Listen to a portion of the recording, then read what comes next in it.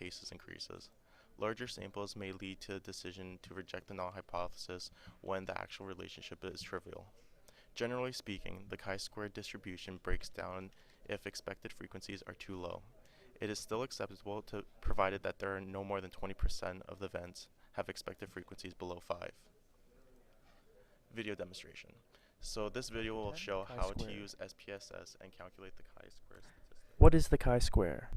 A chi-square is a statistical hypothesis test that uses bivariate tables to determine whether or not a relationship exists between variables.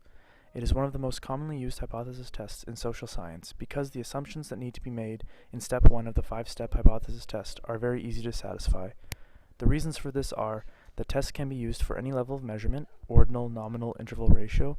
The test is also non-parametric or distribution-free and therefore requires no assumptions about the shape of the distribution. Before we give an example and go through the 5 steps of the hypothesis test with the chi-square, certain aspects of it must be explored. Although the chi-square can be used for any level of measurement, it is best used with nominal variables. The null hypothesis for a chi-square states that there is no relationship between the variables and that they are independent of each other. Further, any statistical relationship occurs by pure chance.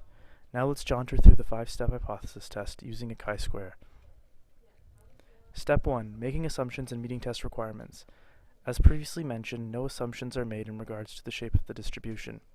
The model consists of multiple independent random samples, and the level of measurement can be ordinal, interval ratio, or nominal.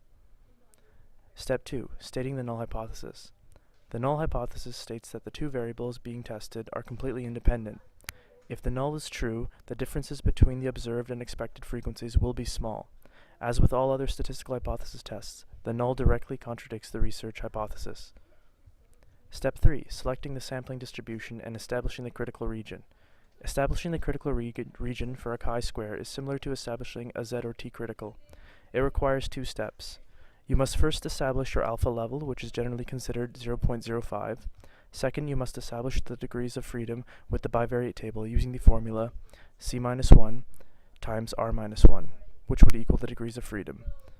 The alpha level converted to a confidence interval and degree of freedom gives you the critical region by using Appendix C. For example, if the confidence interval is 0.95 and the degree of freedom is 4, then the chi-square critical will be 0.711.